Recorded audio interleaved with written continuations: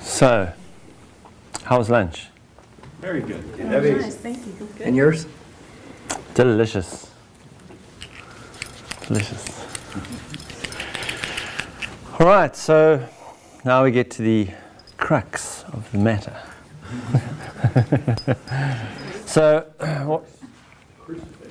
yeah, well, the cross that you have to bear is the family. You know, your family is the cross you have to bear. And this is also the cross you have to bear, is if you wake up inside a marriage and the other person is still asleep. That's the cross you have to bear too. So the most important thing about this work is wherever we are right now is where we're supposed to be. It's not like if I could just be somewhere else, it would be different. With someone. Or with someone else, or doing something else. It would be different. Because wherever we go, there we are. Right? Wherever we go, there we are. And in fact, that was the demonstration, the cross that we have to bear, that was the demonstration. Alchemy is the demonstration of the crucifixion. The story that we're told about the crucifixion is the fiction. That's why it's called the Crucifixion, right? Say that again. Crucifixion, guys.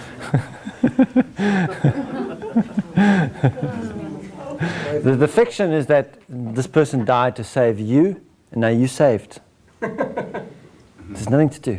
You're just saved. Right?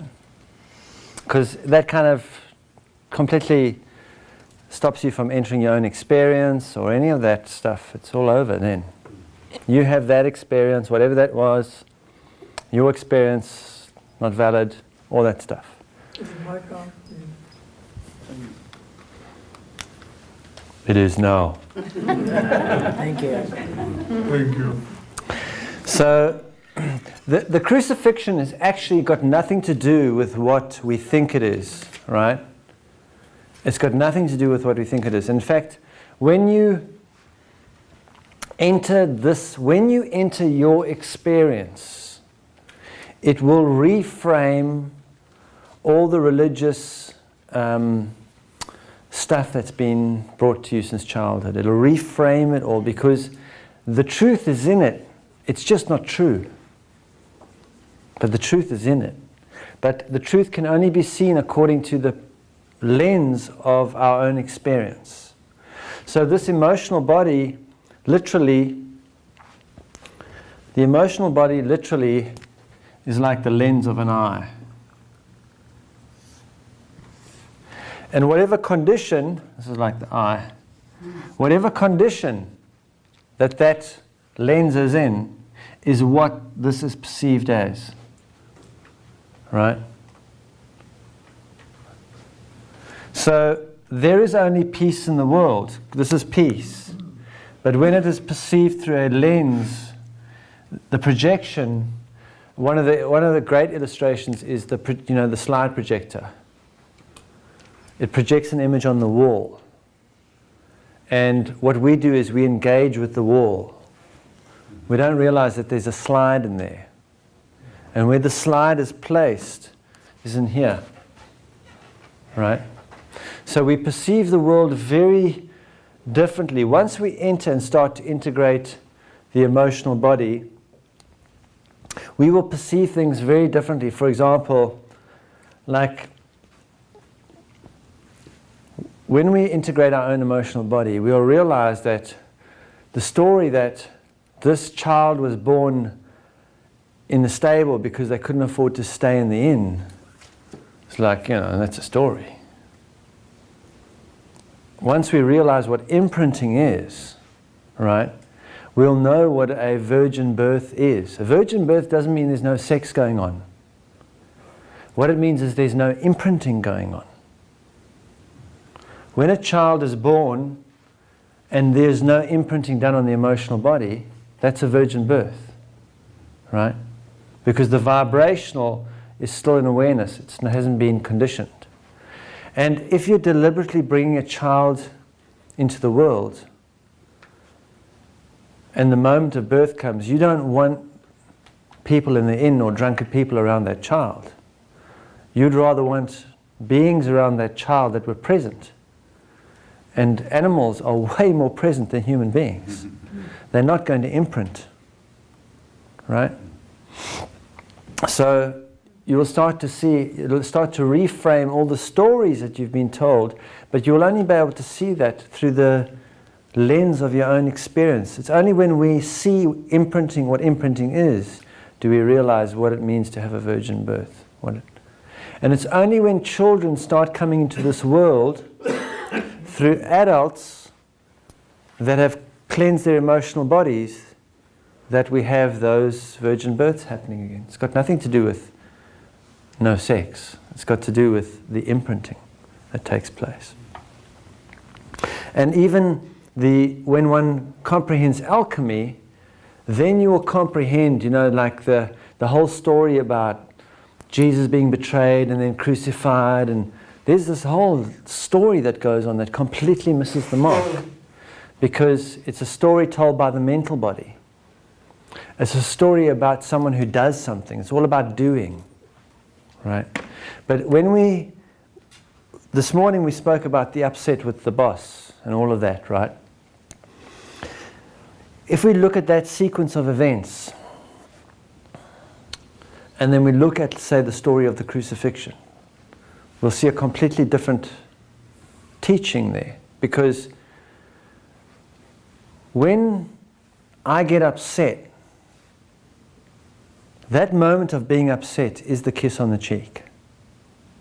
Because what it represents is the reason I get upset by anyone else's behavior, if I really look at myself and what's going on with me, is in that moment I feel betrayed. In that moment I've been betrayed. Whether I'm feeling angry or afraid or sad, in that moment something betrays me. Someone's behavior, something happens, I feel betrayed, right? And in that moment, that's when the alchemy starts. And what happens is, in that moment, I am asked a question.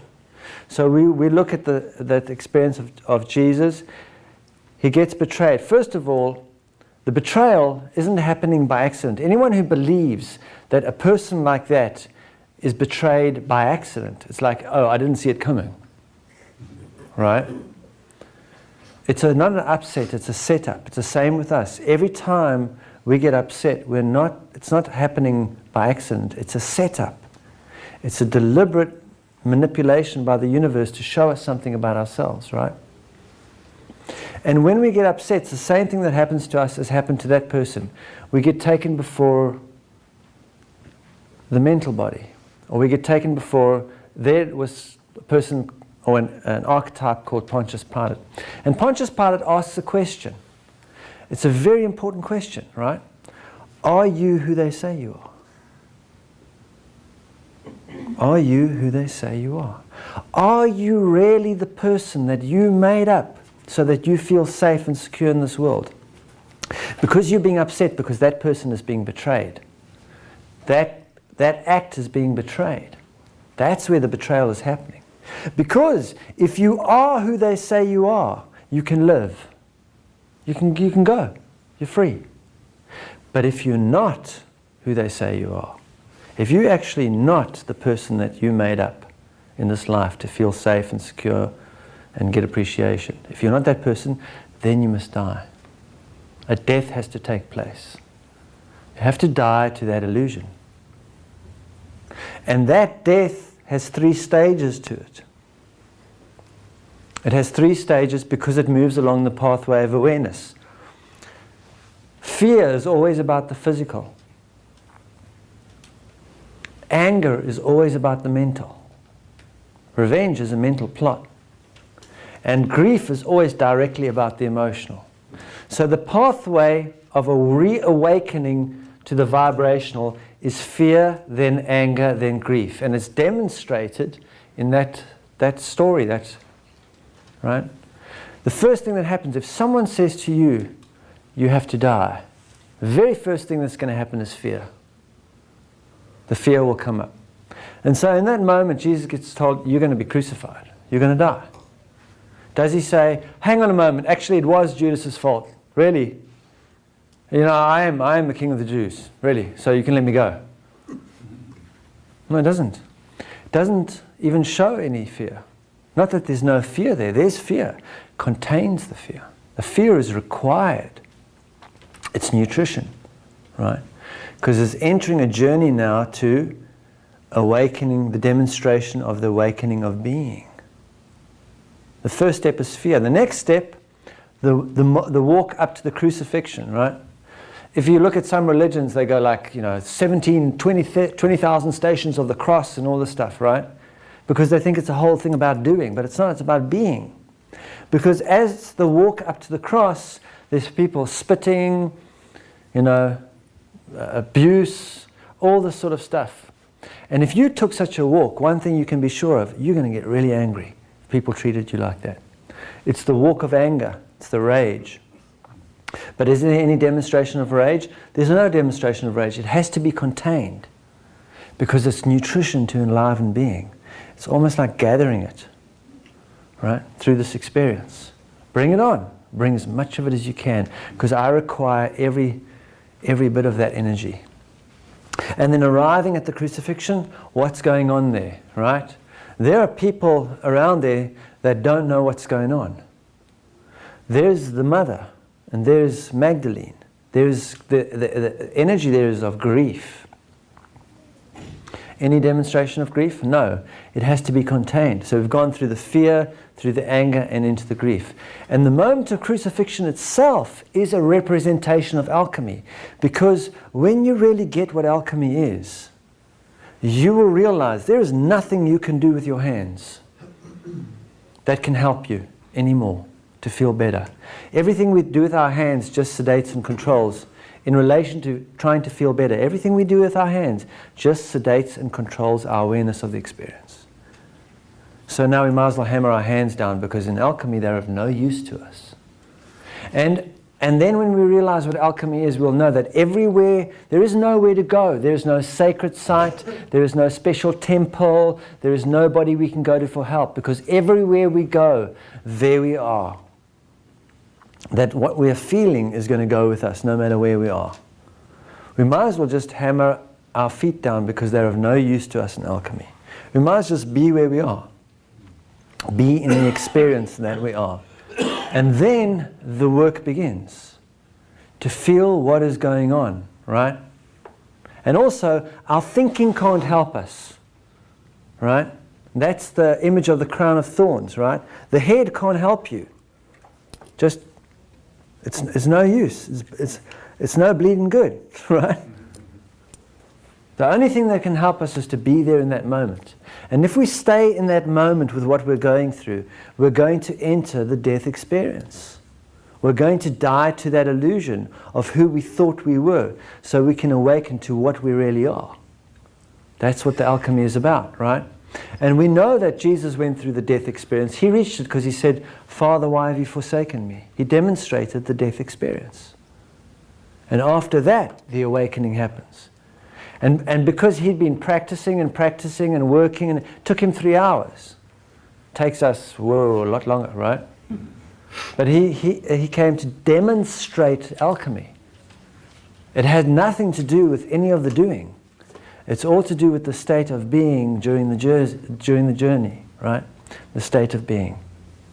It's got nothing to do with anything we're doing. So, once we move, so that cross that we have to bear is shown by our family situation. And then once we work with that family situation, we enter another level of the work. We're able to enter another level of the work. But the most important thing to realize is this. We don't have to know what level of the work we're at. The next time you get upset, that's the level of the work. The next time we get upset about anything, that's where we're at. That's where the work is. We don't go, okay, I want to be doing the intimacy work now. I want to be doing the family. Don't worry, it'll be brought to you on a silver tray when you least expect it, like a thief in the night, right? So what we've been looking at today is the different radiances of the work, but it'll always meet us where we are, and where we are is where we're supposed to be. It's very important to remember that, and not now to try and have an experience other than the one we're having. The one we're having is most appropriate and most efficient for where we are, right? So the next level of the work is what we've done the authenticity work with ourselves, the integrity work with our family. Now we're entering the direct intimacy work, although this is all a radiance of intimacy. Intimacy with myself, then intimacy with my family, and then intimacy with another. The work of intimacy with another is very hard for us to get because we always look at that work through the lens of relationship. I want to do the intimacy work. I want to find someone to do the intimacy work with. That means I don't have a clue what it is, right? I'm still looking for mommy and daddy, just calling it intimacy work now, right? So that work has got nothing to do with the program. It's about deprogramming. Remember, we dismantled, the first dismantling of relationship is dismantling of that relationship with our false self, the person we created. The person in that question, are you who they say you are? Dying to that, right? And then we're going to dismantle the relationship with our family. Are our family who they say they are? In other words, you can also see in Jesus was also demonstrated that when they said, your mother is calling you, and he said, who's my mother? Who's my father? Who's my brother? Who's my sister? What are you talking about? And that was a pointer to this level of the work, to dismantling the family, right? And then there's another level now of dismantling this relationship which continually gives rise and maintains the unconscious definition of love in the world, which we call marriage, right? That relationship structure. So the intimacy work is not about marriage. It's not about finding someone to love and be happy with, and so that you're not alone anymore, and all of that stuff, right? It's got nothing to do with that stuff. It's about dismantling that completely. It's not about finding someone to put another structure upon and ourselves to be put into various conditions. It's about being with someone in a way that sets us free and sets them free of all of that, so that they can be free, a free agent in the world. Absolutely free agent, right? What does it mean to be free? Really? What does it mean to not be run by a program? What does it mean to not be run by this imprinted software? Because there is a life beyond trying to fix myself and trying to heal myself and trying to feel better. What does that life look like, right? What does that look like? So when we come together with someone else, we come to work together to set each other free. I'll set myself free. So we first need to look at the program, because the program, this is not about the program. It's really important to look at the program. And what the program comes out of is, however I'm treated in the first 7 years of my life, whatever the felt resonance is of that experience becomes my definition of love. And that becomes my unconscious definition of love. And that's what I will seek in the world. So if I am abused as a child, the resonance underlying the abuse, the felt resonance, will become my unconscious definition of love, and I will seek that out until I find it. And then I'll moan about it. But I will find it because my child, when it asked for love, it received that, and the feeling of receiving that is the feeling it associates with love, and it will manifest that experience. It will be attracted to someone whom it can manipulate into manifesting that experience. That's why if you go to someone who is being abused by someone and say, why don't you leave? They'll say, but they love me. Right? They love me.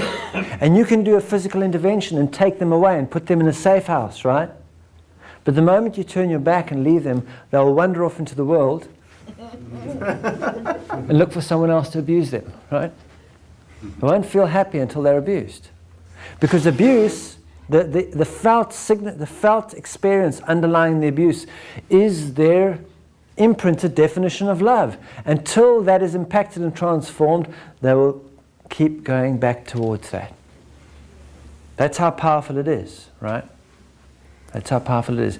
A person who's a pedophile isn't a pedophile because they just said, okay, that's it. That's my reason for being here. Because if you look at that person's childhood, you will see some very weird shit going on there when that person was a child, being imprinted into their emotional body. And the only way that they feel what they relate to as love is when they enter behavior which we call being a pedophile.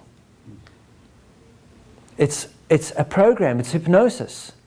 It's like once I'm hypnotized to see this table as a teapot, I'm hypnotized to see that experience as being love.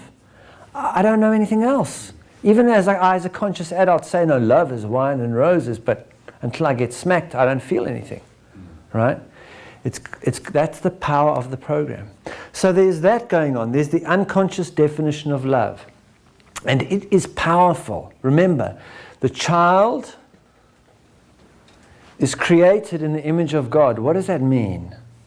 The child is created in the image of God. It means it is responsible for the quality of our experience. It is running the quality of our experience. Our child's definition of love becomes what the manifestation of love, of the loving experience is in our life. It runs the show. That's why it's very important for us to begin to become the parent of that child and to demonstrate to the child being without condition. To demonstrate, because being without condition is what love is. And until we demonstrate that over and over to ourselves, the child doesn't have a model of it. The model of unconditional love comes from the way I am being with my feelings, with my emotional body. The way that I'm being with my emotional body is what lays the foundation for unconditional love in my life. And then I will be attracted to others who are being that way with themselves, so that we can be that way together, right? So that's the first thing, the unconditional definition of love. Then there's another program that runs. There's another program. And this program is how we go about getting love in the world. How do I go about manifesting a situation that is going to bring me my unconscious definition of love? And that program also starts very early, right? So when a little girl is, what do we do with little girls? We give them dolls. You shall be a breeder. Well, we begin early. And whenever you say it, here, have your dolly, right?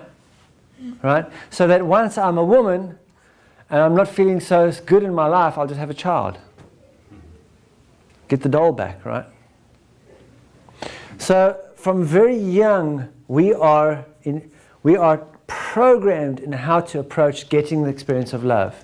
It's so programmed that that the moment from puberty onwards, when that program kicks in, when that energy awakens, the most powerful force in the universe awakens around puberty. And from that moment, our world is about controlling and sedating it and manipulating it, right? We're terrified of it. Either we're addicted to it, or we go and become celibate and go, I don't have anything to do with that. Can't handle it, right? But that's the most powerful force in the universe, right? If you think about it, conception is an orgasm. So if you want to go back to your beginning, the beginning is the orgasm. Everyone goes like, I want to go back to the source. Oh yeah, you do, right? So there's this thing that it's switched on puberty, right? And then what happens is there's a program that kind of channels the way we behave. And so what happens is when I'm walking around, you see, when I'm able to give to myself emotionally, because my emotional body is shut down, is underdeveloped, is not matured. So I'm in that vampire state where I believe I get my stuff from other people emotionally. I come to you and I tell you my sad story so you can give me the sympathy, because I'm unable to comfort myself. And because of our unconditional definition of love, our unconscious definition of love, we're leaning over in the world. We walk around leaning over. And we find someone who's leaning over in exactly the equal and opposite direction. We go, oh, wow, right? And so immediately what we start doing is intimidating that person.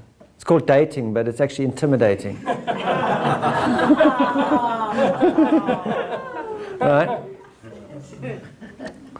And if we intimidate them long enough, they'll agree to marry us, right? So we find someone and we lean on them and go, oh, that feels good. That feels really, really good. You want to marry me? Right? And when we're leaning on somebody emotionally, we're getting them to fulfill our needs and wants. What we really do is we're turning them into our parent. And the moment they start to behave like a parent around us, I don't want to sleep with you anymore. Because I don't want to sleep with my mother and father. Right? When we see what marriage is, we're always sleeping with our parents. We're only attracted to someone who mirrors the unconscious definition of love we receive from our parents. So therefore, we really only are attracted to our parents. They don't look like our parents. They're not the same age as our parents. But if we stay with them long enough, we will start to have the same experience we had with our parents when we were children. So and then the program runs because as a little girl in this world is indoctrinated that the wedding is the happy ending. Right? That's the ultimate orgasm for a woman, to get married. And everything is about the wedding.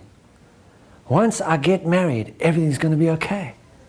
And you know that because if a woman doesn't get married, she starts getting worried. I know what I've done wrong. I haven't got married yet. Something must be wrong, right? Got to get married. Got to do the whole thing, right? And once the wedding happens, the wedding is a great day because everyone's there and presents and everyone's making a fuss and everything. 24 hours later, they're all gone. And then we move into the same room, into the same bed. And the wedding isn't about being together, it's about doing together, right? We have to do stuff once we're married. The things you got to do, and one of the things you got to do is sleep in the same bed, right? Because I do. Will you sleep in the same bed with me for the rest of my life, even though I snore? I do. I will forsake all my rest for the rest of my life because I really love you, right? So we don't wake up together, we go to sleep together. That's what it's called, we're going to sleep together, right? We go into the same room. I haven't even yet figured out my relationship with myself.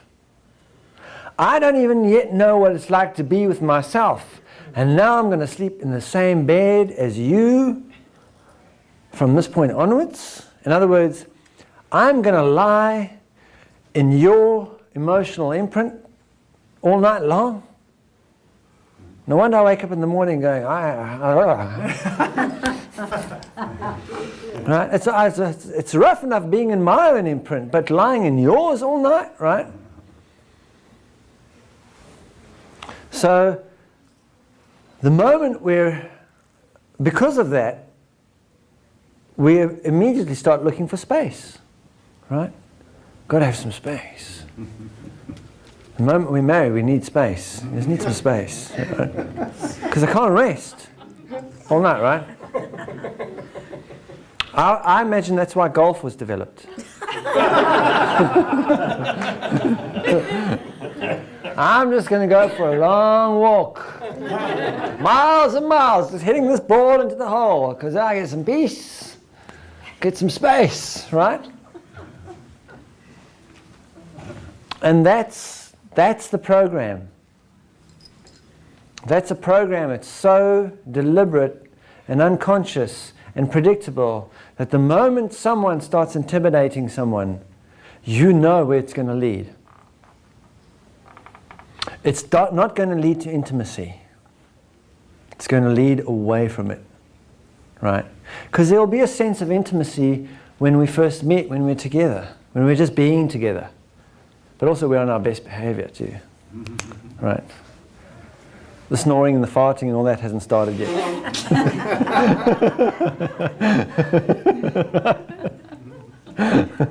The real person only shows up after the wedding, right? They're like, oh my God, what have I done? Who is this person, right?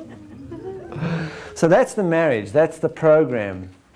And what we do is we go like, well, this is not really working, so let's have some kids and maybe that'll help. Right? And then we have children, and then we start working out our stuff on the children, right? We use them to work out our stuff. And it onwards goes. It's just this vicious loop. And marriage doesn't serve the heart.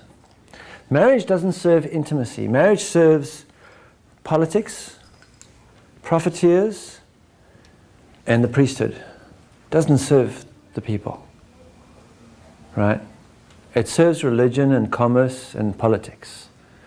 If you can get someone married, they're under your control. You know what products they'll buy. You know where they're going to live. You eventually know they're going to have to work 9 to 5. They're enslaved because marriage just creates a whole lot of scenarios that it's just like, it's going to put you in debt one way or another. It's going to do it, right? Because of all the stuff you have to buy, because it's not really, if it doesn't feel so good, let's do something, let's buy something, let's get a bigger house, let's move over here. All the stuff we do, it's really expensive to be married, right? It's $1 billion industry. But that's not what we're talking about here. Intimacy has got nothing to do with that. It is, though, necessary to enter that experience on some level to see what it is. And if you can laugh about it, it's because you can see what it is, right? It's a trance. That's what it is. It's a trance. It's a trance that's run by the unconscious definition of love. And then the programs that come that say this is how you accomplish that. That's how you get love. But the reality is one cannot get love. One cannot realize love through getting, because love can only really be given. Right? It's only a state of something that I give to myself and I give to another. And in as much as I give, I receive. But it can only be given. So it's not something that I can go out and get myself some loving. Right? If we're looking for somebody, we're not ready for the intimacy journey. If I really believe I can go on the internet and find my ideal partner, then there's no ways I'm ready for it. If I actually need somebody, I'm not ready for intimacy. If I think there's someone out there that I can do this mystical intimacy journey with it, then I'm not, right? It's not about need or want. In fact, the intimacy experience first requires that I get to a place that I'm really happy being with myself on some level. I don't need anybody. I'm my buddy. I take myself out to dinner. I take myself to the movies. I buy myself flowers. I have that sort of relationship with myself. I really do love myself. I love being with myself. I actually don't want anyone else in my bed, to be honest, right? Now I'm ready for the intimacy journey, right?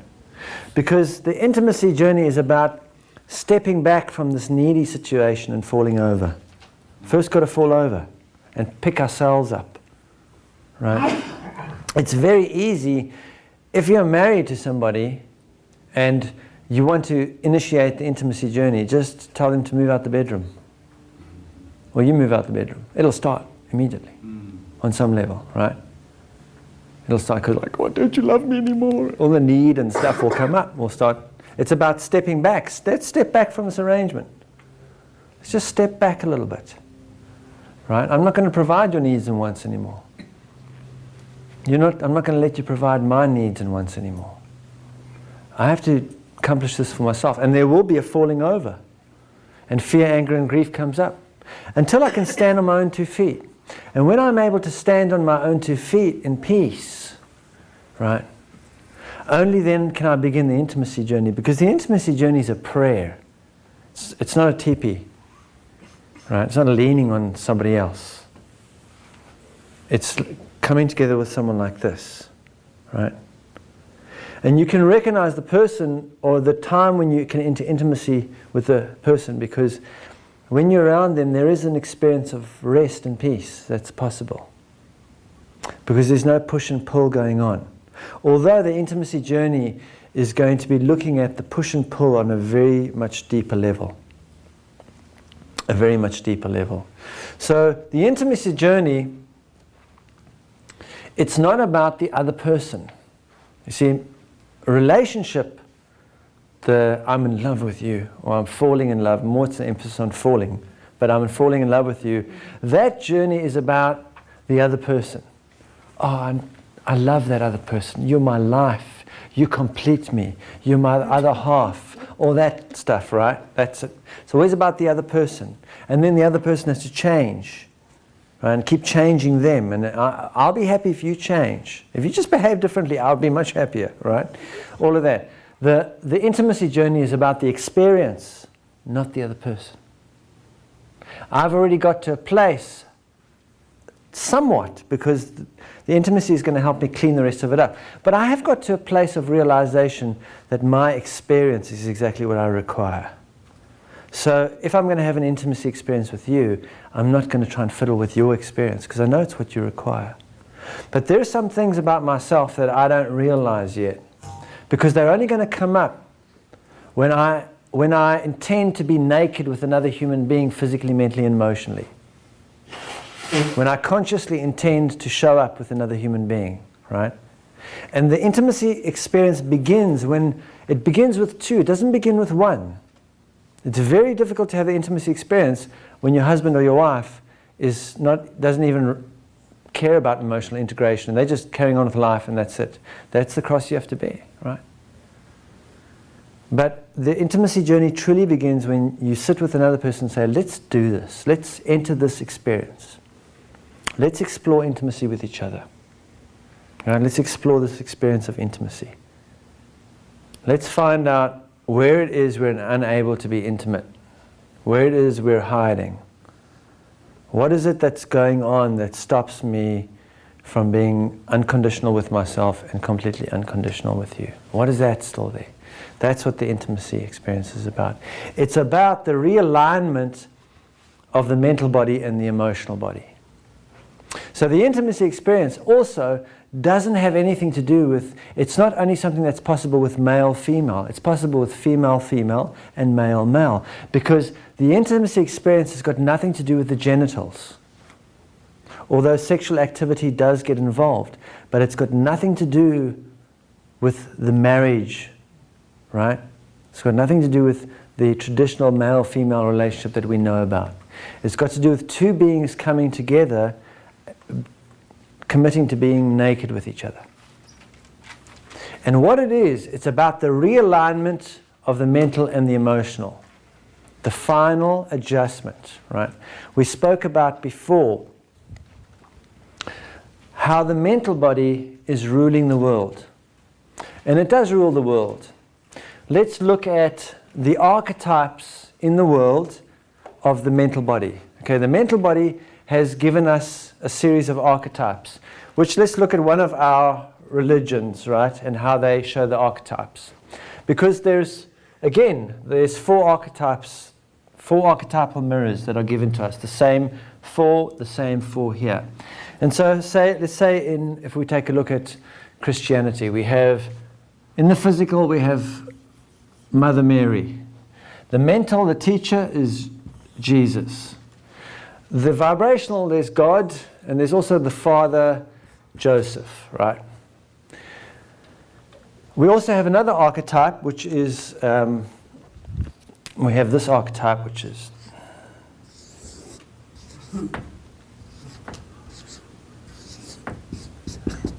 right? The devil, right? And then we have another archetype, which is the emotional, which we don't have. Actually, we do have, that's the Magdalene. Right. And now we can look at how this reflects the state of our archetypes, because as a woman in the world, you have some choices here. You can either be a mommy, or you can be a prostitute. Or you can be like a man to be equal. Behave like a man and you will gain equality. So those are your archetypes. You can either be a mother or you can be a prostitute. Right? Those are the two archetypes. Men, you have these archetypes. You can be a guy with no testicles attached to his mother. Or you can be a devil. Or you can be like Joseph. He was in the back, doing carpentry when the conception happened. Just wasn't available. Or you can be God, who's just, where is God? God's really not here, right? Not available at all. So those are the archetypes that we run. But actually, none of that tells us what a man is and what a woman is. None of it tells us what the emotional body and what the mental body are about. It definitely doesn't allow us to realize that the emotional body is the causal point of the quality of our experience. Because we have been taught in our psyche that the emotional body is the whole. The emotional body is the source of all sin. Right? So we're completely led away from anything about the emotional. In fact, for salvation, we go to the mental body, don't we? Or the physical body. We pray to Jesus, please save us, and Mother Mary, please save us. We go to the mental and physical, which that is our perceptual condition, right? So the intimacy work comes to address this condition. It addresses this. To realign the relationship between emotional and mental. And because it's going to address such a primal condition, we're going to look at things that are very, very challenging to look at. And that's why only when I am able to, on some level, have I realized through doing this first couple of levels of intimacy work that I've realized the vibrational on some level. I've developed enough felt perception to have connected with the vibrational within myself so that I know there is something about me that remains unchanged, that always is and always has been. And I can on some level connect with that. Then when I'm doing intimacy work, I will attract someone to me who also has that realization. Because as we realign the emotional and mental, there is going to be a dismantling of all of this continually. It's called breaking up. You see, when we're married, all we have is this. We don't have this in a marriage. We only have pretty much this. And if this stops working, we go, oh, let's get divorced. It's not working. Sorry, it's over. But in the intimacy work, this is going to be destroyed over and over, because whenever we realize the nature of the structure that's being placed upon each other, we destroy it. It breaks up. So it's called, you break it up, right? Break it so that you can go up. And there are things that are going to be looked at that are very hard to look at in our experience about how the mental body is manipulating the emotional body and how the emotional body is sedating everything, right? So for example, the vibrational is a place you sometimes have to go to because that's all that's left when you see certain things. Some things we look at in the intimacy journey that are so hard to look at about ourselves that you just want to, whatever's going on, you want to cage it, kill it, get rid of it, right? It's just horrible to look at. And in that time, you have to have this place to go to. You have to be able to say, I'm just going to be here for a while. I can't even communicate about this. I just got to be with it until it comes to a point of resolution. So let me give you an example of some of the things that one might look at, right? Fundamental things. From a male perspective. If I, as a man, force myself on a woman so I can have an orgasm, what's that called? Rape. And if I get caught raping someone, in some countries I can be sentenced to death, and even the woman can be sentenced to death who I'm raping. Right? However, If I, as a man, intimidate someone long enough and then put a big fat diamond on their finger and then put them in a nice house and give them whatever credit cards they want so I can continue to have my orgasm, what's that called? Marriage. But it's still rape.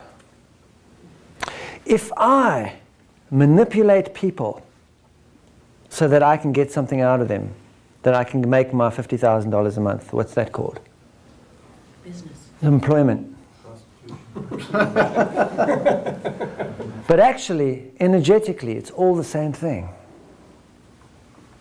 It's all the same thing. Wherever I'm manipulating to get a particular outcome so that I can feel better, I'm energetically involved in rape. What I'm really doing is I'm sedating and controlling this, and then I'm manipulating this part of my being so that I can get a certain feeling to come out. It's all about manipulating the feeling body, right? So that, while that is taking place, this feeling body will go into a sedation.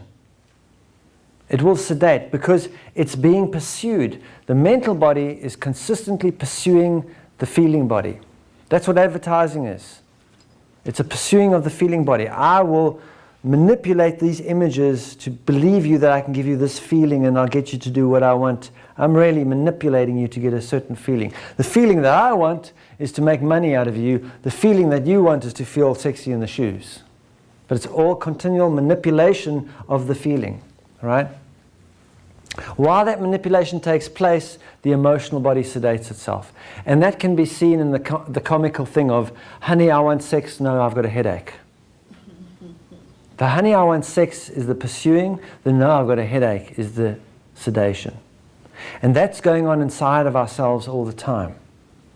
And the thing about it is, while this is sedated, while this is in sedation, the vibrational is blocked off.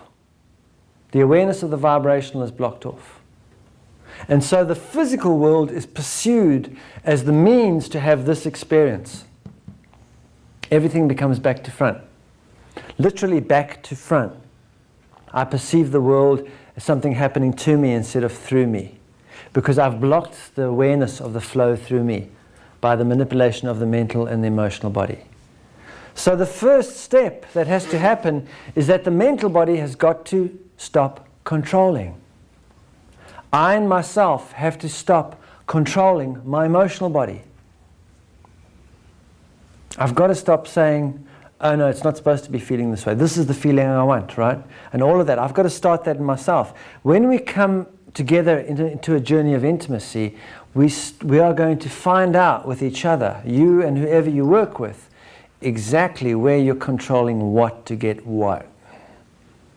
That's what you're going to find out.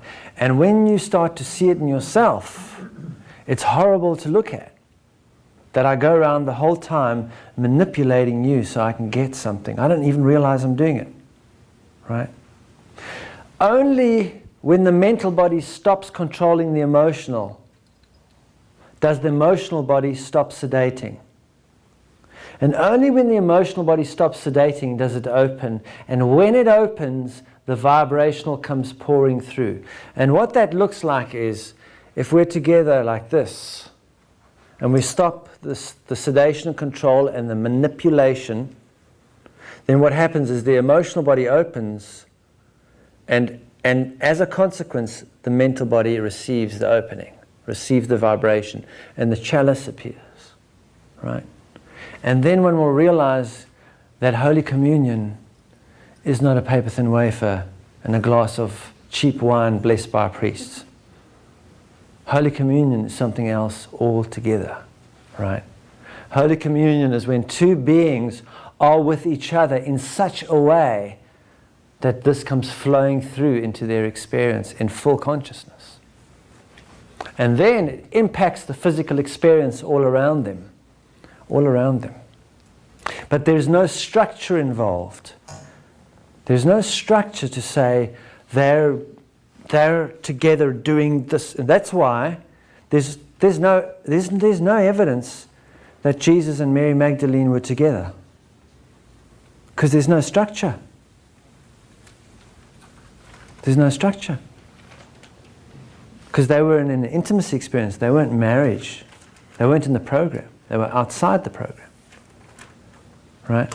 There is also very little evidence that Mary Magdalene is a causal point of anything. And yet, when we go into our own experience, we're going to realize exactly what the Magdalene is. Because really, what is a woman? What is a woman? I mean, aside from a prostitute and a mother, which are the archetypes. Because whenever a woman is used for advertising or, to dress up sexy as a means to get this done or whatever that is, that's the prostitution side. Otherwise it becomes a breeder. It's one of the two. What is a woman outside of that? What is a man? Right? What is that about? Awakening to that, awakening to those archetypes within ourselves and with each other is the awakening to the third story. Because that story has got nothing to do with this program that we've been running on each other. It has absolutely nothing to do with it. And when we come together to do intimacy work, it's not about rerunning that program in a different format. It's about liberating each other from that structure altogether. Altogether. No conditions. And only when two beings are able to be with each other in that way and then have a child will we know what a virgin birth is. A child being born with the resonance of being without condition is what is flowing through the emotional body. Not an imprint of fear, anger and grief that's being passed from generation to generation to generation. So the intimacy journey is not, again, just like not everybody is going to do the alchemy work, right? I mean, think of how many people are in this room and how many people are like watching sport. Get some idea, right, of how many people are actually drawn towards alchemy. And even in the people doing the alchemy work, not everyone is going to enter the intimacy work. The thing is, it's not something you can make happen. What we do is we take care of what's in front of us. We take care of where we are, right? Because the intimacy work is also not about living on together happily ever after. Now we're happy, now I've got somebody, that's all the program. The intimacy work is not about that. Even the intimacy work is wax on, wax off, right? So not everyone is going to do it. So don't go now rushing, going like, this is what I want to do this work, right? If you're curious about intimacy, rather be curious about the experience of intimacy rather than who you could possibly find as an intimacy partner. Mm-hmm. See, there's a difference. Don't be curious about a person. Be curious about the experience of intimacy. Because the experience of intimacy, once we experience that, and we can experience it with ourselves, we can experience it with our family, we can experience it with nature, we can experience it with another. Wherever we're being presented the opportunity, that's where we meet it. We don't try and force it to happen anywhere. But as we experience the intimacy, as we enter intimacy, we will realize that the last thing we're interested in is enlightenment. If I'm intimate when I'm being intimate with myself, the last thing I want to do is understand myself, right? When I'm being intimate with a flower, the last thing I want to do is cut it to pieces to see what it's made of. I'm being with it, right? So the seeds that awaken the experience of intimacy is being with myself without condition. Being with my feeling, the feeling that's going on in my feelings without placing a condition. As long as I undertake that task, which is brought to me every day, that will lead me. That's the straight and narrow. You see, we're told you must walk the straight and narrow, right? And so we go, okay, the mental body says, okay, straight and narrow, right? These are the 10 things that we have to do to walk the straight and narrow. If you do all these 10 things, you're walking the straight and narrow. That's what religion does. The straight and narrow is very simple. The straight and narrow is this moment. And am I in tune with what I'm feeling in this moment? Am I allowed to let that feeling be? Can I be in the moment with that feeling? Because if I can, I'm walking the straight and narrow. Taking that, being with that feeling, no matter what it is, how it changes, what it turns into, and being with that feeling, because it's always going to be changing if I just stay with it. That being with that will lead me along the journey that I require to walk. It will lead me along. It will bring to me what I require, exactly what I require for my journey, so that I can fruit the way that I'm supposed to fruit.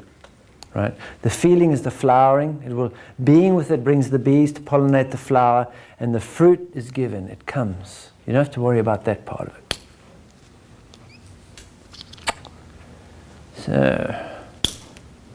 So is anyone interested in doing some questions and answers? Great. Yes. Too late.